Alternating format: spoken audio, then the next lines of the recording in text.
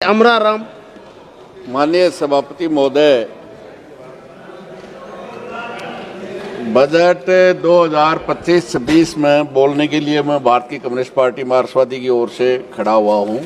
और जहां तक बजट का सवाल है, जो समस्याएं इस देश का किसान, देश का गरीब, देश की नौजवान, आम जनता जिन समस्याओं से त्रस्त थी, उनमें एक कदम भी ये बजट हमें आगे ले जाने के लिए नहीं है।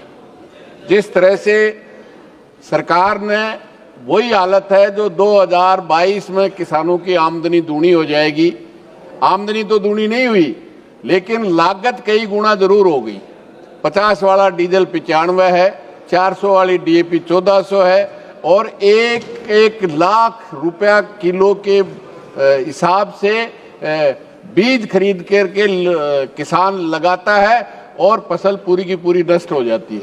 आज जब तक 80% गांव के लोग खुशहाल नहीं होंगे, भारत खुशहाल नहीं हो सकता। अंबानी और अडानी के खुशहाल होने से, अमीर होने से देश अमीर अमृतकाल नहीं आएगा।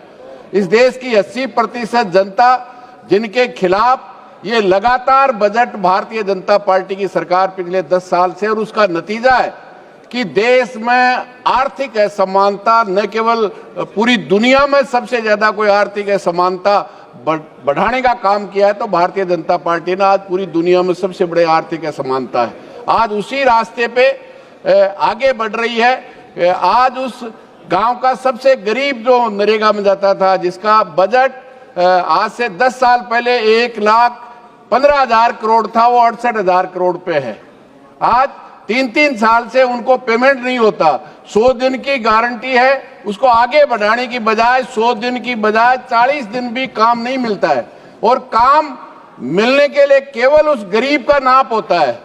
इस देश के राजनेताओं का, सरकार का नाप नहीं होता, अधिकारियों का नाप नहीं होता, लेकिन क्योंकि गांव का सबसे गरीब नरेगा में, और उसमें भी 90% महिलाएं जाती हैं, उनके नाप ही नहीं किया जाता। सभापति महोदय, 2 दफा हाजिरी होगी, बाकी किसी की नहीं होगी, लेकिन उस गांव के गरीब जो सबसे ज्यादा महिला सशक्तिकरण की बात करते हैं, बेटी बचाओ बेटी पढ़ाने की बात करते हैं, लेकिन तमाम जगह शिक्षा में, चिकित्सा में, सब जगह उन कंपनियों को मालामाल करने का लिए बजट लेके आए।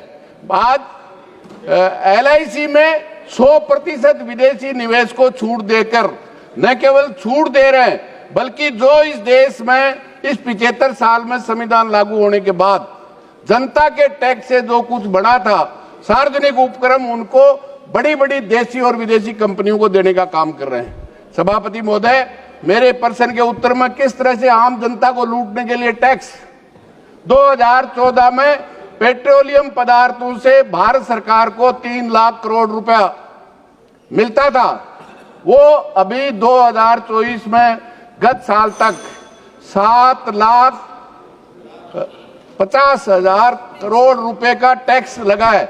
और मैं समझता हूं 7.5 लाख करोड़ जो टैक्स लगा है, उतना ही करीब टैक्स राज्य सरकारों से। वहां आम जनता जिस महंगाई से त्रस्त है, नौजवान बेरोजगारी से त्रस्त है, और आम आदमी उससे, कंपनियों से जो कुछ था उसको देने की बजाय टैक्स लगाते। मैं समझता हूं कि बड़ी बड़ी कंपनियों पे जो बिलियनर है, डॉलर में 200 बिलियनर हैं, उन पे 4% टैक्स लगाते, और वो जनता के लिए, शिक्षा के लिए, रोजगार के लिए, महंगाई कम करने के लिए वो जनता पे इनडायरेक्ट टैक्स को कम करते, तो मैं समझता हूं बात समझ में आती थी।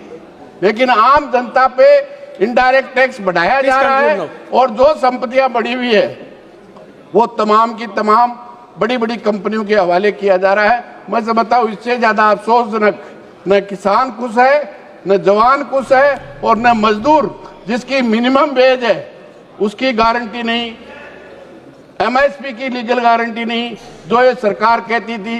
एक भी वायदा आम जनता से इस बजट में पूरा करने की बजाय, जो प्रधानमंत्री कहते हैं कि मेरा 56 इंच का सीना है, अभी कंक्लूड कर रहा हूं सभापति महोदय, जो कह रहे थे देश में डंका बज रहा है, अभी अमेरिका के राष्ट्रपति ट्रंप ने 105 लोगों को भारत के लोगों को जिस तरह से अपमानित करके, हथकड़ी डाल करके, बेड़ी डाल करके भेजा, और हमारे मंत्री प्रधानमंत्री के लिए कह रहे सत्ता पक्ष के साथी कह रहे डंका बज रहा है, ये डंका बज रहा है। और शायद 13 तारीख को उसी ट्रंप के पैर पकड़ने के लिए हमारा प्रधानमंत्री जा रहा है। इससे ज्यादा सब बात नहीं हो सकती। आप यही मैं कहना चाहता हूं।